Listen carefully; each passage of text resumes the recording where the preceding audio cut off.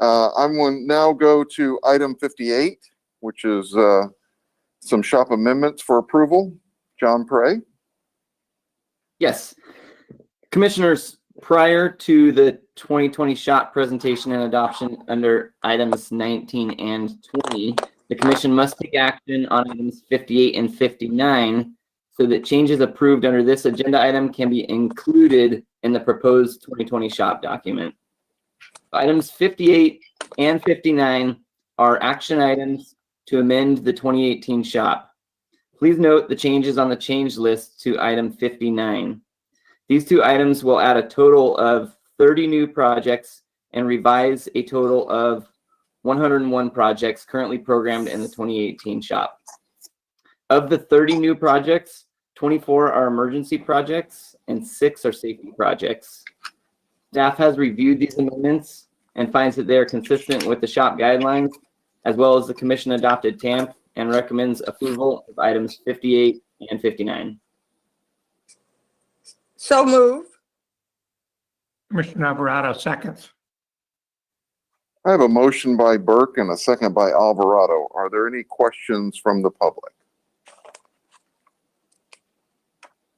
Yes. We have a question, a comment from the public. Robert Dahl, you are now unmuted to speak.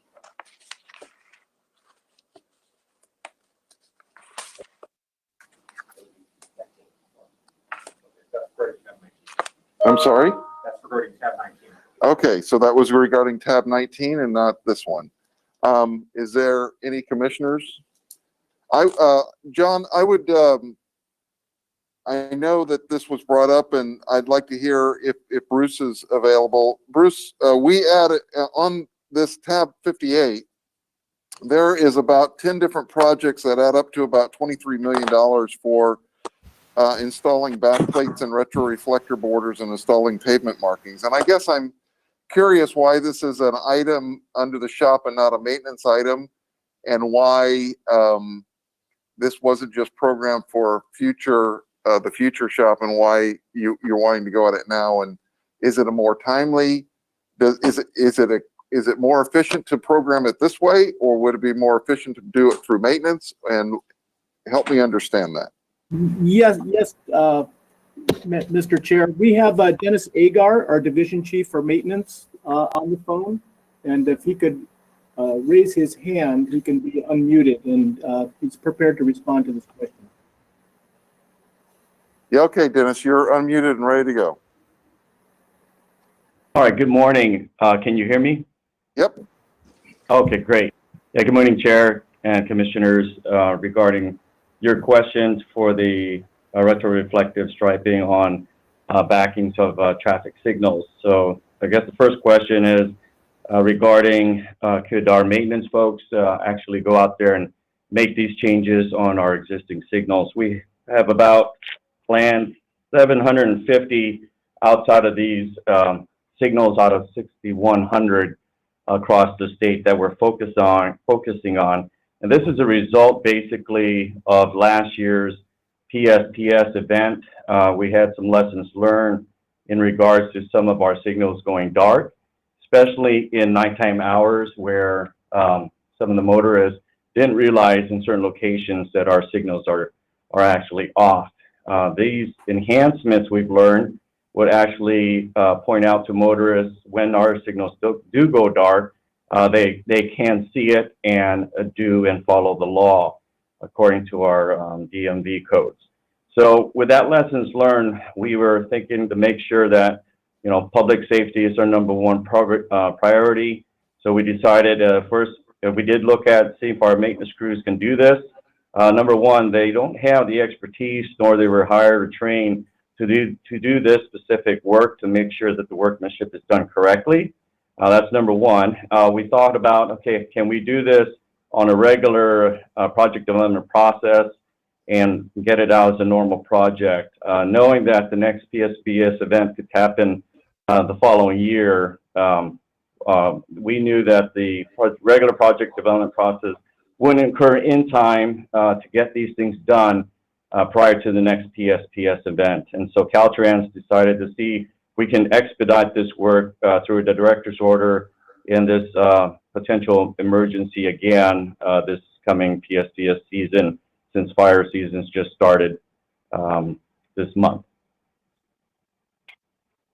Thank you, Dennis. Director Weiss has a question. Yes, so my question is, what differentiates these that are done under this item and the ones that the department is doing under their emergency delegation?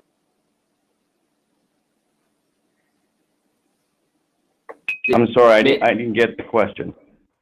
Mitch, So these there are are the emergency ones.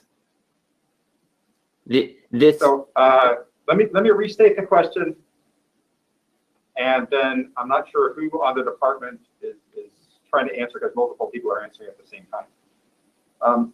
We have a number of items that were done under, I believe it's tab 27, that were done under the department's emergency delegation. That seem very similar to some of these items under 58. And so my question is, what differentiates when one is done under an emergency and one is not?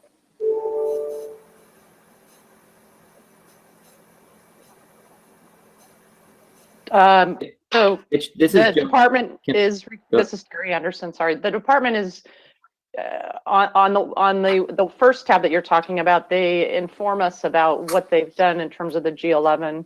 And then they're also required then to come in, so they can do the G11, they can get started on emergency projects. And then they are required to come in and amend those projects into the SHOPP at the next meeting.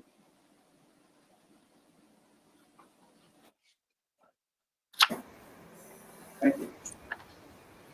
Okay, so we have a motion by Burke and a second by Alvarado. Are there any other questions or comments? Seeing none, Doug, please call the roll. Commissioner Alvarado, Yes. Commissioner Burke, Aye. Commissioner Dunn, Aye. Commissioner Gardino, Aye. Commissioner Inman, Aye. Mr. Kehoe,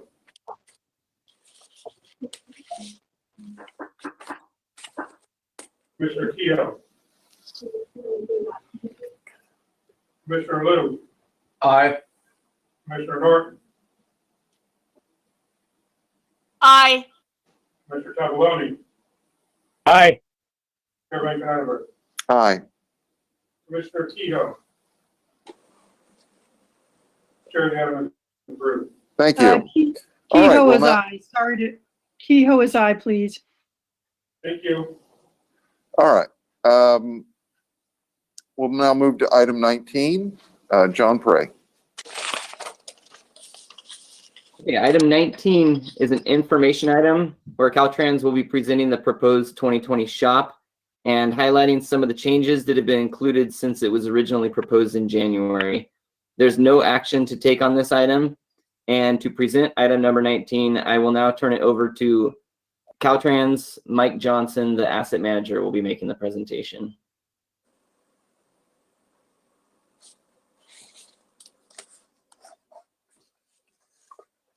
Michael Johnson, you have the floor.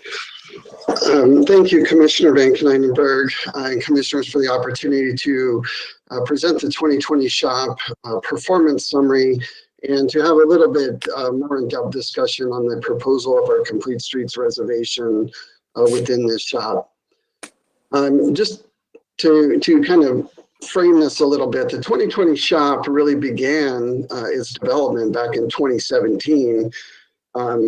And at the time, if you recall, the department had published our first state highway system management plan, and that forms the basis for the SHOPP. So one of the things that's very unique about this particular SHOPP is that it happens to be the first one ever that is 100% generated out of a performance-driven asset management approach. So I wanted to underscore that. Next slide, please. I showed this slide in the hearings, and I wanted to show it again because one of the requirements that the commission has under provisions of Senate Bill 46 is for the commission to find that the proposed SHOPP is consistent with the commission adopted transportation asset management plan. This 6-step process, if you will, each of these are fairly robust documents in their own right. But this 6-step process ensures a direct connection between the projects that you will be voting to adopt in the next action item with that of the transportation asset management plan that the commission adopted in 2018. I will note, if you recall, that California was the first state in the nation to have a certified asset management plan by the Federal Highway Administration. And one of the reasons that we pushed for that is because that timing allowed us to then use that asset management plan to feed into our planning processes, so that when we got to 2020, which was the original deadline to just develop the plan, but now here we are in 2020, we actually have a portfolio of projects for the next 4 years that are based on that plan. This took a lot of work from a lot of folks within Caltrans, both in the districts, our headquarters programs, my asset management team, and others. I just want to acknowledge all of that. But it is this process here that you're seeing on the screen that is the information, if you will, that we would present to you to make your finding of consistency with the transportation asset management plan. Next slide, please. This slide has been updated to reflect all commission actions up through the beginning of this meeting. The total number of projects proposed in the 2020 SHOPP, inclusive of those projects that were taking place in prior commission meetings since January, has increased the overall total number of projects to 920, a total project value of $20 billion. We have 322 new projects that are being added into the portfolio and 598 that are carrying over from the prior SHOPP. And just a reminder, this SHOPP covers a 4-year period from July 1 of 2020 through June 30th of 2024. On the right side of this slide is a breakdown, very high-level breakdown of the investments and what percentage of the SHOPP that represents. I showed this previously in the hearing. I wanted to show it again. It's been updated, very minor changes from the prior showing. But just to remind the commissioners, when you look at those top 4 items, that those are our 4 core assets that are identified in the asset management plan. Those are the 4 assets that are included in Senate Bill 1 and the 2027 targets established in Senate Bill 1. And if you add up all those percentages, the department's investment in the SHOPP in those 4 items, which we typically refer to as our fix-it first investment, is over 70% of all funds available. Next slide, please. With respect to these 4 core assets, the 2020 SHOPP will fix over 5,500 lane miles of pavement. We will fix approximately 220 bridges. We will repair nearly 3,500 transportation management system elements and fix over 4,000 culverts with that 70% of the SHOPP funds. So these expected accomplishments are the accomplishments that will help drive us to these targets that we're striving to achieve in 2027 under provisions of Senate Bill 1. Next slide, please. This slide is an attempt to show what the contributions of the 2020 SHOPP are, which are shown in the light blue, in conjunction with the accomplishments from prior SHOPP shown in the dark blue.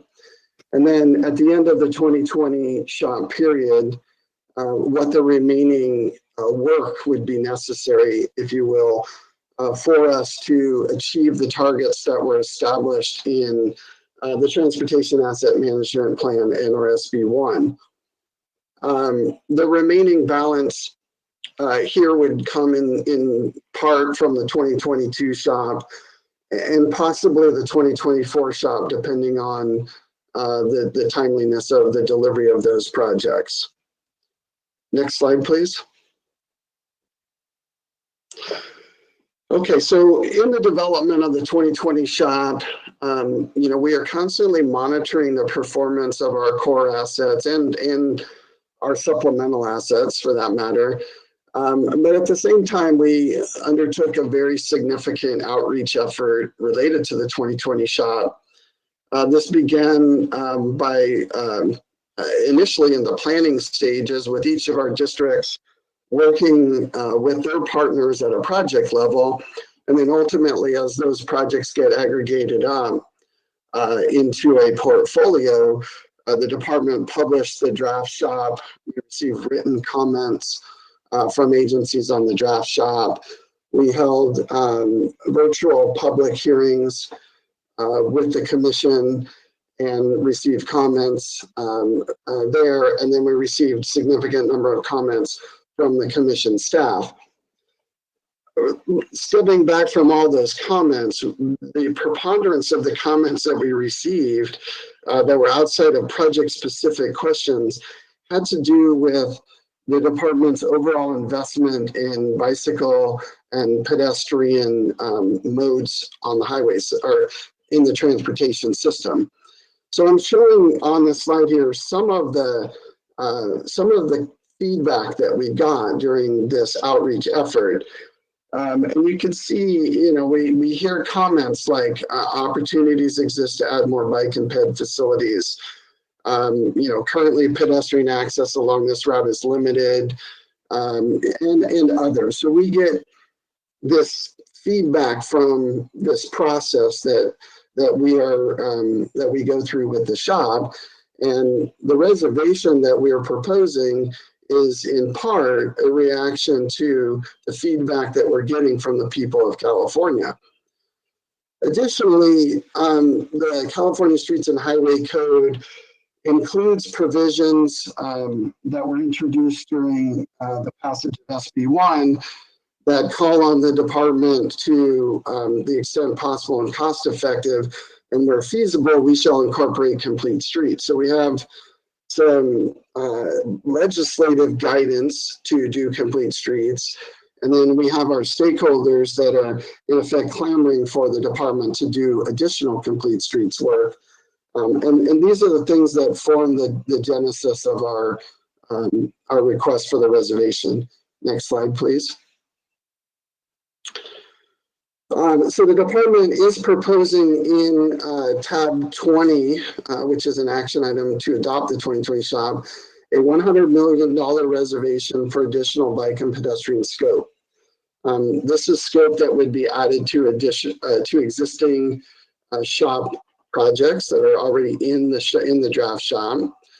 Caltrans has identified over 20 projects where we feel that with additional funding, we can make more meaningful bicycle and pedestrian enhancements within those projects.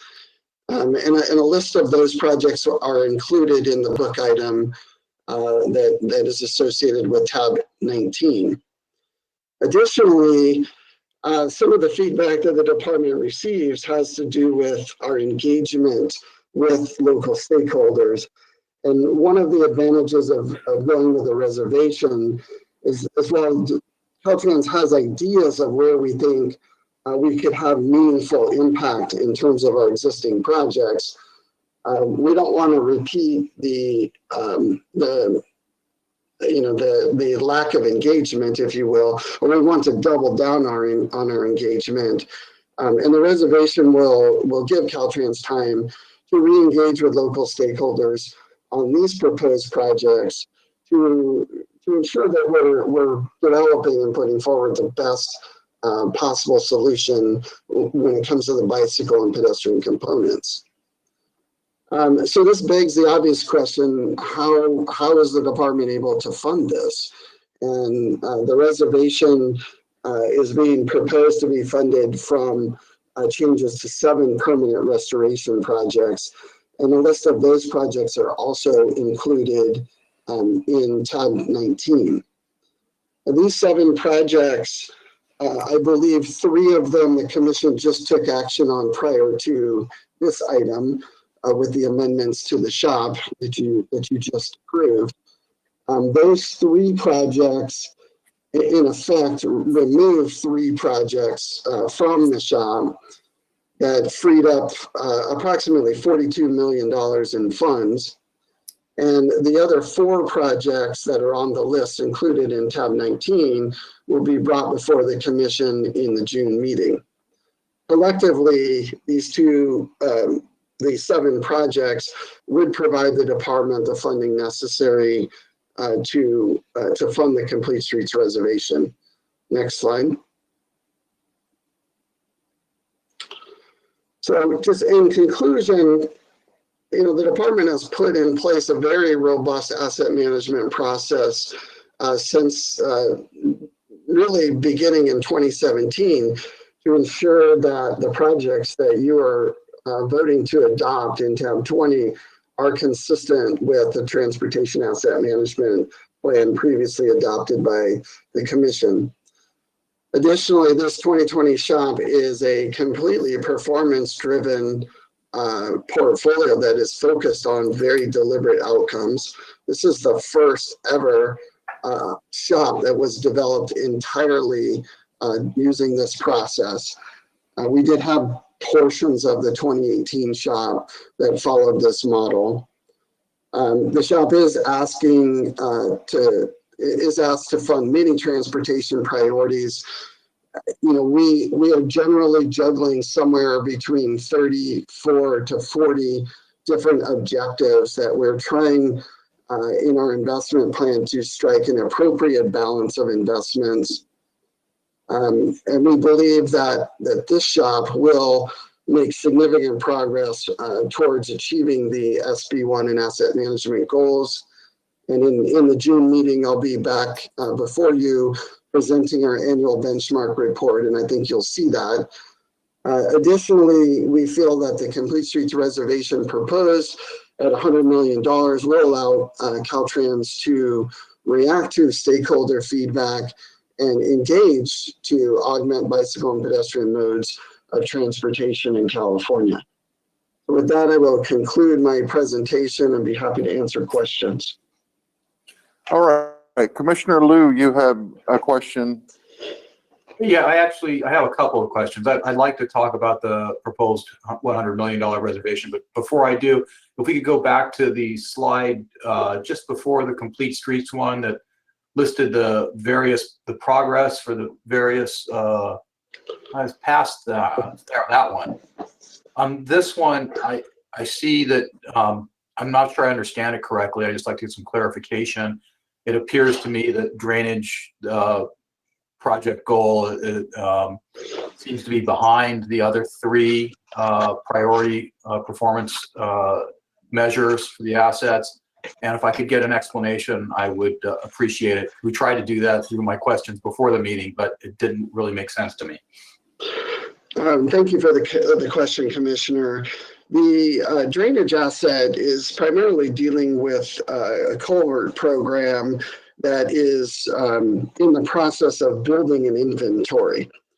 And the department has been working on building this inventory for some time.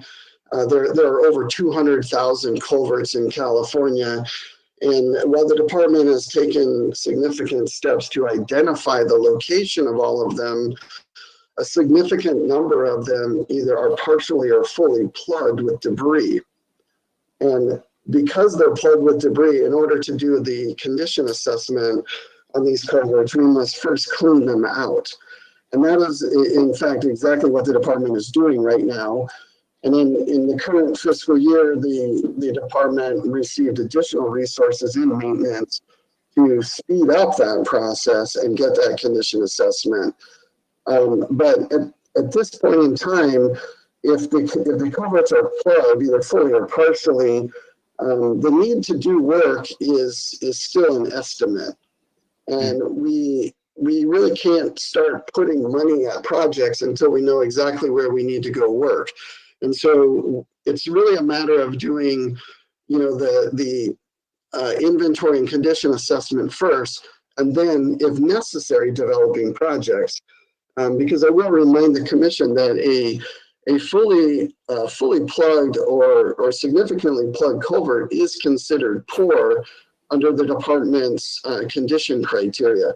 So in many cases, simply having our maintenance crews go out to the culvert and unplugging the culvert is enough. If there's no other distress found in the culvert itself may be fine. And so when you see the 50%, I wouldn't be alarmed. And I can get into more detail next month when we go into benchmarks on this. But a lot of this has to do with our expectation that as we clean these culverts out, not all of them will actually need SHOPP work. Okay, thank you very much. That's a much better and thorough explanation and clear explanation than I got in writing in a couple of sentences from you guys. So that's really helpful. And Mr. Chair, I don't know if now is the time to address the $100 million Complete Streets reservation. Yes, or wait. Go ahead and go through all your questions. Okay, great, thank you. I'm very supportive of this idea, and I like to thank Caltrans for finding a way to address this immediate need, to expand our support for bicycle and pedestrian facilities. I'm unclear, however, how the process is going to work in terms of the projects that will be selected. It appeared to me in the item that the 22 or so that were put forward as examples, not as actually final decisions. And I could understand that. However, it still kind of begs the question of, how Caltrans is going to make these decisions on which projects to propose for funding and what type of outreach is going to be conducted. This item did send me back to the TAMP to read it, and I did look and see that the risk management section, I searched for the word pandemic and found it nowhere. So I think that when we start thinking of places to look for ideas, during the TAMP, we didn't talk to Bill Gates, and during this process, we make decisions about how this money is going to be spent. I think it's good to do a lot of outreach and get a lot of opinions so that we don't miss anything. And I would encourage Caltrans to conduct outreach and solicit recommendations from community groups and community members in the areas where there might be these proposed projects. And I also was wondering if Caltrans was going to use as a criterion for decision on these projects, whether the community groups and community members support them. Okay, thank you, Commissioner. There's a little bit to unpack there. So let me start with the pandemic talk in the TAMP. So the Transportation Asset Management Plan does include a risk management section, and that section was obviously developed well in advance of the COVID-19 situation that we're in now. However, from an asset management standpoint, the pandemic is not the issue. The issue is the impact on transportation funding. And that particular risk was identified in the TAMP. And because risk to transportation investment can come in many forms, but at the core, that's really the biggest impact, if you will, on our ability to achieve our goals, is having the money to do what we need to do. Additionally, it was mentioned earlier that there is, to be seen if we, need to make adjustments to our deterioration models based on lighter usage from having less vehicles and less trucks on the road. So we'll have to evaluate all of those things, but I think the connection to the pandemic is, in fact, the uncertainty, or the potential for uncertainty in the funding. As far as the Complete Streets projects and the criteria and the outreach, the department has been working on a draft criteria that is modeled largely after the ATP program that the commission administers. We deliberately put out the 22 projects on the list as examples because we don't want to presume without the engagement that this is going to be the final form of all those projects. So we're trying to do better in engagement. I think this is one area that Director Amashakin has really been pushing for more engagement and more transparent engagement. And so we didn't want to come out and say, look, here's where we think the money should go without having an opportunity for that engagement. And that engagement would include an opportunity for our Walk Bike Technical Advisory Committee to look at the concept of the criteria of how we would evaluate for potential projects for this reservation. Thank you. I do want to reemphasize that I am very supportive of the reservation, and I think it's a great thing that you've done to identify this funding and this possibility to fund complete streets. I did see that we got a letter from transportation advocates making an offer to help create partnerships between district offices and local organizations. And I would hope that the department would take them up on that. Thank you. Commissioner Liu, does that complete your questions? Yes, it does. Thank you. Okay. So our next question is from Commissioner Inman. Yeah, kind of building on Commissioner Liu's two items. One on the complete streets. Mike, there's a body of work that's been done talking about freight considerations with complete streets and emergency vehicles. So when you all are doing your holistic look, are you taking a look at that, given the new world order of e-commerce growing exponentially and home deliveries? So do we have that covered in our holistic look as well? Yeah, thank you for the question. Certainly, as I mentioned to Commissioner Liu's response, the reservation gives the department some time, and it's important. So you're holding the funding for this purpose, but you've got time to work through these kinds of considerations and to work with your local stakeholders, because sometimes when we are working at a project level, we find that the local community may not want certain things, and in other areas they may want the exact opposite. And so it does become very personal to that local community that you're touching with that complete streets work. And so the short answer is the reservation would allow us to have those conversations with local city, county, and other stakeholders in the area of the specific projects. Well, I just think that I'm totally respectful of our community engagement, but I think if we don't make considerations, we all see what happens when there's no space for the delivery truck. They just stop wherever. So I think when we look at our complete streets, if we look at them in a multi-dimensional way, we'll end up with more successful projects at the end. So not to add one more line item for you, but I think that's important. And then my next question went back to the drainage question, and it goes to the new MOU that Tokes is going to sign for us real fast. Will that impact your work in that category? I would assume it would. Refresh my memory on the MOU you're referring to, please. No, new definition of the waters of the state, which is effective on May 28th. And the MOU was just approved by the State Water Board, I think on the 5th of May, early in May, anyway. And then Tokes, in his comments today, mentioned that as soon as he got it, he would be signing it and it would be fully executed. Yeah, I don't know if I'm in a position to comment on the MOU, but I can comment on what we're doing in the culvert program, and certainly having culverts that actually allow water to flow through them is going to be a good thing for the waters of the state. So I don't want to get out in front of my understanding of the MOU on that, if that's okay. Okay. Well, just the point is make sure you take a look at it because we do, effective on May 28th, we have new definitions. So, yeah.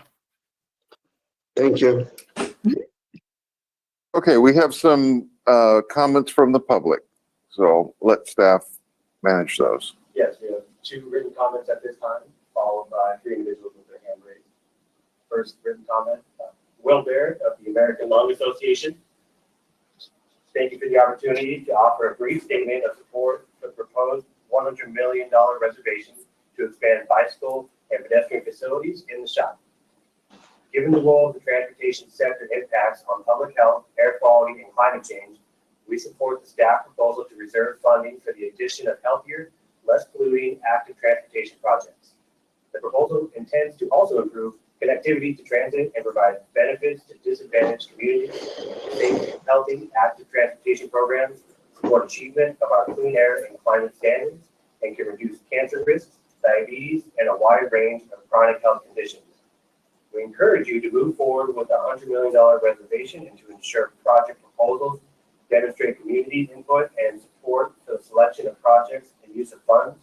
Thank you for your consideration.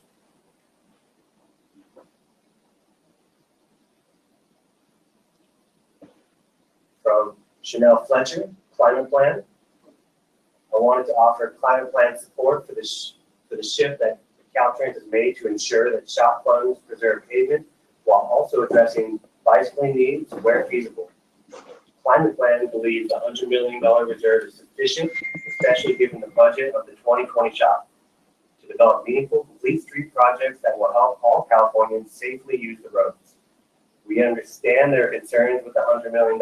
We believe the stretch goal is necessary, and we should not allow technicalities to halt this effort, especially when COVID-19 is showing that bicycle networks have been key to help people get essential goods and services.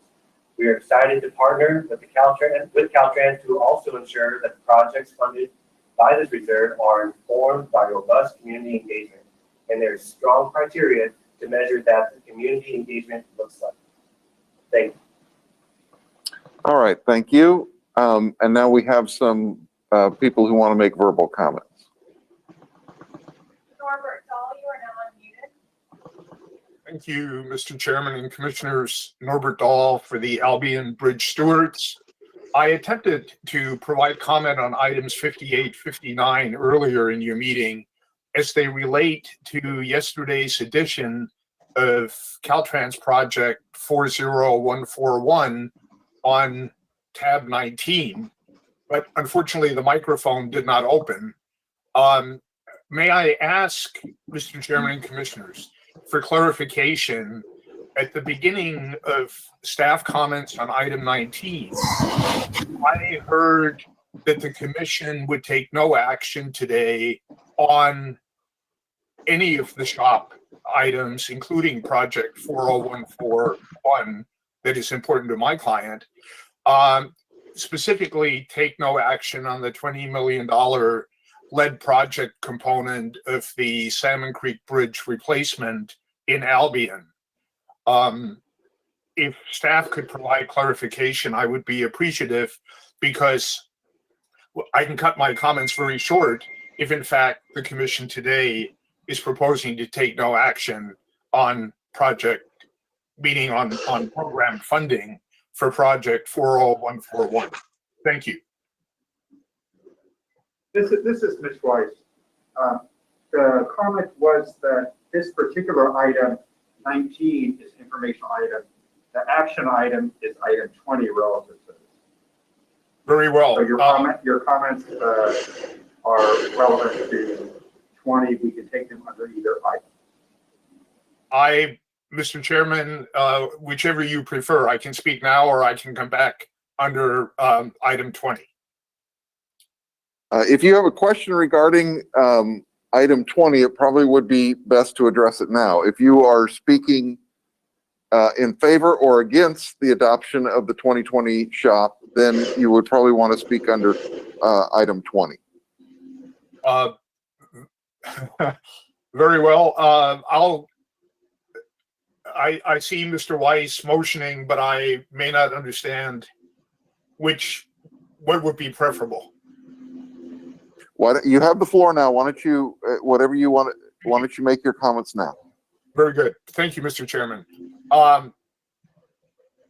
In brief summary, the Albion Bridge stewards submitted a letter to the commission yesterday or perhaps this morning, in opposition to the Caltrans request for commission programming of state and federal funds for the impermissibly piecemealed lead project component of the Salmon Creek Bridge replacement, Caltrans project number 40141.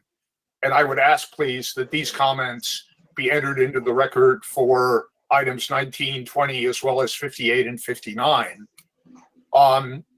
The stewards request that the commission at today's meeting not program any state or federal funds for this project for 5 reasons. Very quickly, first, the project is not ready for commission programming for funding because by Caltrans's own description that was posted for public review only yesterday, the project is unsettled and incomplete. Second, Caltrans does not know what the project will actually cost because it has failed to disclose and analyze its numerous significant direct and cumulative adverse effects on the human, the agricultural, and the natural environment, each of which will require substantial environmental review, regulatory review, and impact avoidance and mitigation with associated costs. Third, 5 of the key project documents that Caltrans has apparently prepared are not available for public review. Fourth, under the Federal Coastal Zone Management Act, the proposed commission action requires a prior determination by the California Coastal Commission that the activity that Caltrans would have the commission undertake is consistent with the federally approved California Coastal Management Program. Caltrans, however, has neither requested nor received such required concurrence. And fifth, the required 10-day public review period or public notice period for this item has not been provided. The note in the list of 2018 SHOPP long lead project amendments omits the minimum description that would inform the public of the key components of project 40141, and the item is therefore not properly before the commission for action today. In conclusion, once Caltrans has a settled project concept, all the project documents are in order, and the required federal consistency determination has been made, then would be the time for Caltrans to come before your commission for any appropriate funding programming under the 2020 SHOPP or some other SHOPP. But that time, for the above identified reasons, is not now. Thank you. I'm available to answer any questions. Thank you. I'd like to call on Richard Mullen from Caltrans to respond. Yes, sound check. Can you hear me okay? I can. Thank you. Okay. Thank you, Chairman. So the Salmon Creek project, I want to make sure everybody knows we've been working with the Albion Bridge stewards regularly. In fact, we communicate with them on a regular basis. We've actually responded to about 1,200 line items and CPR requests. So we have been in steady contact with them. The Salmon Creek Bridge project has been in effect for quite some time. It is a carryover from the 2018 SHOPP, and the lead abatement work that is being discussed here was not known when the project was initiated in the first place. Now we have been in the environmental phase, and we knew there was a possibility, and now has revealed that there's a high lead levels in the soil within the right-of-way and spreading to adjoining parcels. We did put in a supplemental PSR, project study report, to the CTC for this meeting that created 40141 project. We're working closely with the Department of Toxics and Substance Control for a plan of action And the team working with the DTSC decided the best action for this, for public health and safety, to deliver this work as soon as possible, instead of waiting for the larger project, which could most likely be bridge replacement of Salmon Creek. So we do have an environmental document that is in the works. It will be reviewed by the public early next fiscal year, or calendar year, that is, sorry. And the target construction for that is going to be in the summer of 2022. The final environmental document for the larger project, or the bridge replacement, wouldn't be till April of 2023. So it was important to move forward as soon as possible. The property owners below have been extremely patient, and I believe they actually submitted a letter on their behalf for in support of this. And I'm available for questions. Thank you. All right. Are there any more additional public comments or questions?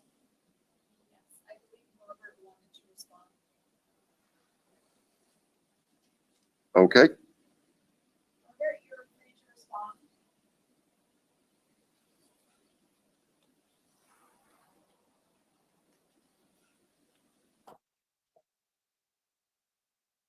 Norbert, we have opened your microphone if you would like to respond. Thank you, Mr. Chairman, Commissioners. Norbert Dahl for the Albion Bridge Stewards. As always, we thank Mr. Mullen for his comments and his being forthcoming. However, the comments that he just made on the record do not in any way respond to the substance of the 5 specific points that we raised for why the Transportation Commission today cannot act to approve programmed funding for Project 40141. We would respectfully reiterate that for those 5 reasons, as further elucidated in the steward's letter, that the commission, unfortunately perhaps, is not in a position to take action today within the parameters of the applicable state and federal laws. Thank you very much. Thank you. Just for clarification, just so that it's clarification for the record, remember that we are programming something today is different than an allocation. Just because we program something does not mean it will ever be allocated. But we cannot allocate if it hasn't been previously programmed. So I think there needs to be, so that we have clarity going forward, that when the commission programs something, it just makes it, it gives us the opportunity to allocate in the future. I don't see any more questions from the, you do have another question. Okay, go ahead.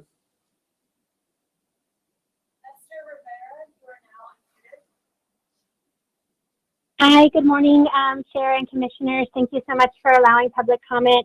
I just wanted to echo some of the comments around our letter, which I know you all have seen, so I won't reference those, but definitely encourage, if you haven't read through our letter, that you definitely do so, and want to support the shift that Caltrans is demonstrating with the Complete Streets Reserve that they have discussed at $100 million reserve. We definitely support this shift that Caltrans is doing, and definitely want to call out all of the hard work that Caltrans has done to get to this point under the direction of Director Omashakin. So definitely want to recognize all of those efforts.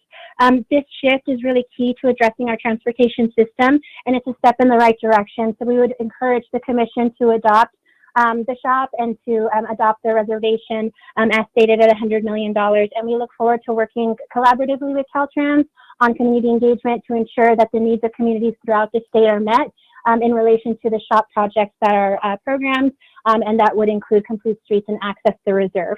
Thank you. Thank you, Esther. Jonathan Matz, you are now unmuted. Good morning, Jonathan. Hi, good morning. You all sound a little faint to me, so I hope you can hear me clearly. We hear you loud and clear. Perfect. This is Jonathan Matz from the Safe Routes Partnership. Wanted to echo my colleague Esther's comments just earlier. We've deeply appreciated the seriousness with which Caltrans has been working with us over the past few months on developing the Complete Streets Action Plan, and want to recognize that the proposed reserve for the 2020 SHOPP is a significant improvement to what was already on the table, and particularly in this era of physical distancing and the increasing use of our streets to get much needed physical activity. It's vitally important. It's vitally important that we make any investments we can to provide people the space on our rights of way to walk and bike safely and with enough space to do so healthily. Like Esther said, we look forward to working with the department in developing the list for the projects that haven't yet been identified and are deeply appreciative of this opportunity. So we hope that the Transportation Commission will approve the $100 million reserve. Thank you, Jonathan. Dave Snyder, you are now unmuted. Good morning, Dave? Commissioners. Good morning. This is Dave Snyder with the California Bicycle Coalition. Like other speakers, we are strongly in support of the $100 million set aside to make sure that the SHOPP projects are safer. $100 million probably isn't enough. It's 1.1% of the 2-year SHOPP allocation, but it is a great start. The unusual action that Director Omishakin has recommended of setting this aside is an indication that he recognizes that the SHOPP, as it stands, as it's been planned and delivered so far, doesn't quite meet Caltrans's goals for safety and accomplishing those goals efficiently by improving the safety when a SHOPP project is implemented. That is, as we know, the best time to do it. So we're very grateful that he has recommended that $100 million reserve, and strongly encourage you to support it. It's also a really good sign that staff refers to those 22 projects as examples. They're probably worthy projects, but we're sure that there are other projects that desperately need some safety enhancements. So far, so good on Caltrans's stated commitments to engage community members about the bike and ped safety priorities in their communities before finalizing how to spend that. We really want to see the full $100 million allocated within the next couple of months after some very robust and expedited community engagement. So with that, I'll just close by saying that you really should support Caltrans with this. They're doing the right thing, and they deserve the support of the CTC in that set aside reserve of $100 million. Thank you.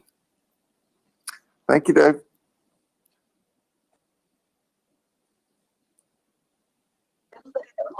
Veronica Tovar, you are now unmuted. Say that again. Veronica Tovar, you're unmuted. Go ahead. Hi, yes, this is Veronica with Catholic Charities Environmental Justice Program, and I'm also in support of the $100 million for the SHOPP projects for Complete Streets. I work here locally, and a lot of the communities that I work with have no basic infrastructure like sidewalks and bike lanes. And so that makes it very difficult for a lot of the community members to get out and actively walk in their communities. So we're in very strong support of maintaining that $100 million for those active transportation projects. Thank you, Veronica. Thank you. Okay, we have a comment that's going to be read at this time. Yes, we have one more written comment. Julia Randolph with the Coalition Louder, for Clean Air. louder. Julia Randolph with the Coalition for Clean Air. I would like to echo the comments of American Lung Association, climate plans, Cal Walks, and Safe Routes Partnership comments on supporting the shift demonstrated by the department for the $100 million reserve. Establishing a reserve funding to incorporate meaningful, complete street elements to existing SHOPP projects is key to ensuring efficient use of funding and, most importantly, advancing a transportation system that supports all modes of transportation for Californians. Thank you. All right. Do we have any other verbal comments? Okay. Do we have any other commissioner comments? I have not seen any. So this was an informational item. We'll now move to item 20. John. Okay. Item 20 is an action item to adopt the 2020 SHOPP. Staff will be recommending approval of this item with a small modification, but prior to making the recommendation, I have a short presentation summarizing our review process, which has taken place over the past few months. And there it is. So the reason, commissioners, I wanted to highlight this was because it is a big thing for you guys to adopt this and make the findings you're finding. And we wanted to just highlight some of the efforts staff has gone through and some of the stuff we found as we looked through this document. And hopefully that supports our recommendation at the end of this of adoption of the program. So John, just real quickly, we have some commissioners who have a hard out at noon. So please go quickly. Please go quickly. Got it. Make the recommend. Okay. Here we go. The government code requires review and adoption. These are the things we have to review it for. I won't highlight that. You can read the code if you want to. Okay, next slide. You'll see that this slide is plagiarized from Mike Johnson. I liked his so much, I stole it. So full photo credit there. The reason I wanted to highlight it is because, to echo what he said, that this is how we evaluate their process. So we kind of evaluated their process, and then we evaluated it at a program level and a project level review. And so what I wanted to highlight here, Brandy, just throw up those check marks there. Just throw them all up. So all along the way, the commission has involvement in all of these items. The commission approves the TAMP. The commission reviews the SHSMP.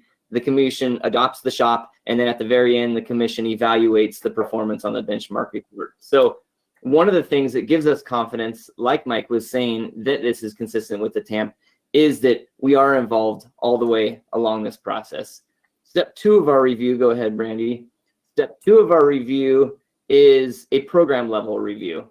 And we're reviewing things like revenue assumptions. Are we matching the fund estimate? Are they focusing on the 4 primary assets, but also not neglecting the supplementary assets? Are the levels of reservations appropriate? And so I just wanted to highlight one of these for you real quick so that you can kind of see the level of review we did. So go to the next slide. I'm highlighting the 4 primary assets review that we did. And these snippets are taken straight out of the SHOPP document, out of the proposed 2020 SHOPP that came to us in January.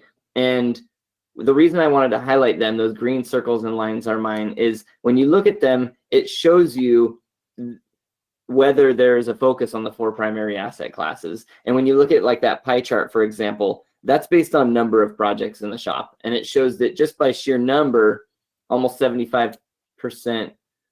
Let me pause. I don't know that I'm going to be done for you guys to be able to make a recommendation and take an action by noon. Do you want to just get straight to the action? Well, John, what I'd like to do at this point is I'd like us to take a pause, and we're going to come back at 12:45. We just have some commissioners who have some media engagement that they have to do at the noon time. So I'm going to go ahead and put this meeting on pause until 12:45, and we'll see you back then. This would be the appropriate time for you to eat lunch.